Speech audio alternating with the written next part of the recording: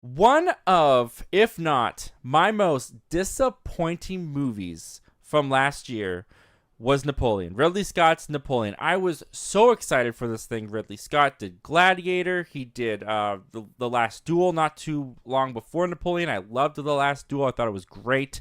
And Napoleon's trailers, they looked awesome. They looked epic. They looked great in scale. And it it didn't work out.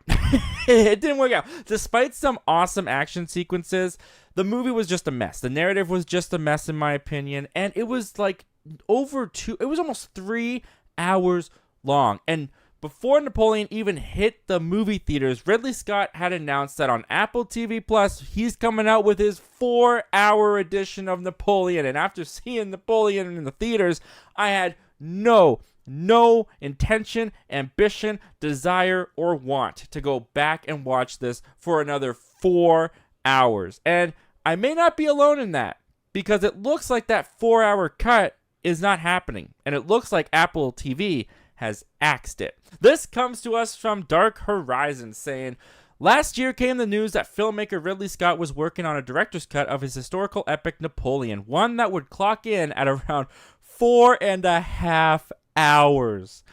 Scott would then say his longer version would be made available after the film's November release, dubbing it fantastic, with this version filling out more of Vanessa Kirby's performance as Josephine and showing off more of her life before she meets Napoleon.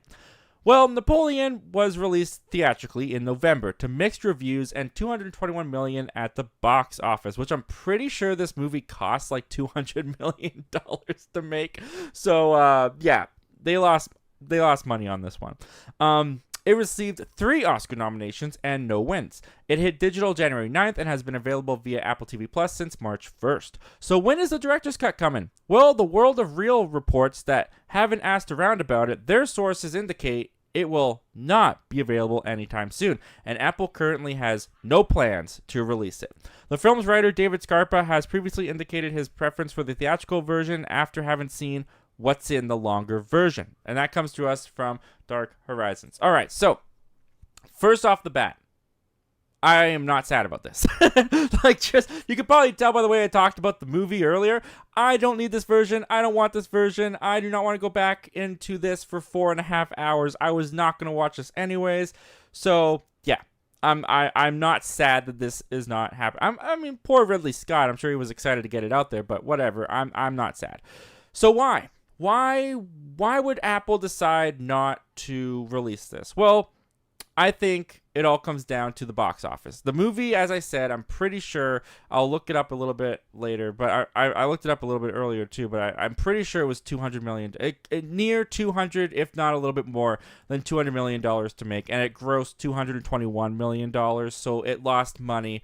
When it comes to putting out a 4.5-hour version onto Apple TV Plus, the thing is, that's not gonna be free. Even though Apple TV and Apple TV Plus, they own things. When you put something on a streaming platform, these studios, they are paying for it. That's why Disney Plus, even if they create something of their own, like Willow, for example. Remember that Willow show? Remember season 1?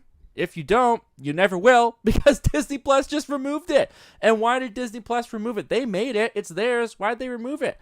Because everything on the platform costs money to leave there. And if people aren't watching it, you got to get rid of it to save a buck. And that's Disney's motto right now.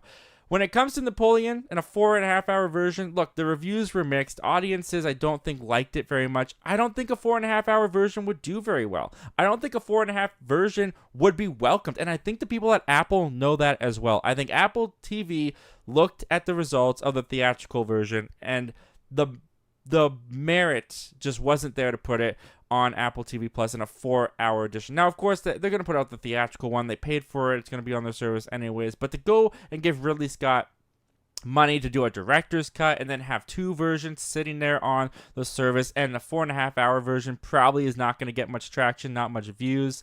Yeah, I think that this is the right choice. I think Apple TV made a good decision.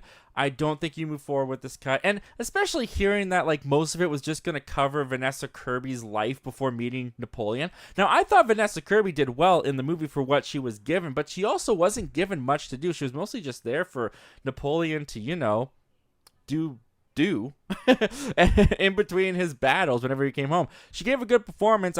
Maybe it would have been interesting to see a little bit more of it because she's such a good actress. But if that's really what you're going to do to extend this thing, it just sounds like you're going to drag the pace. You're going to drag the narrative.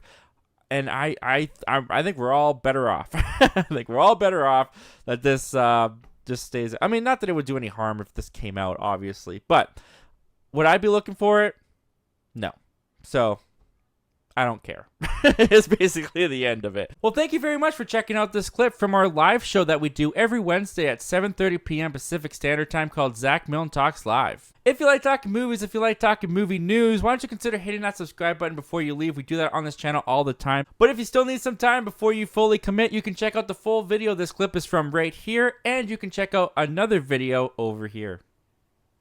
The subscribe button's right here.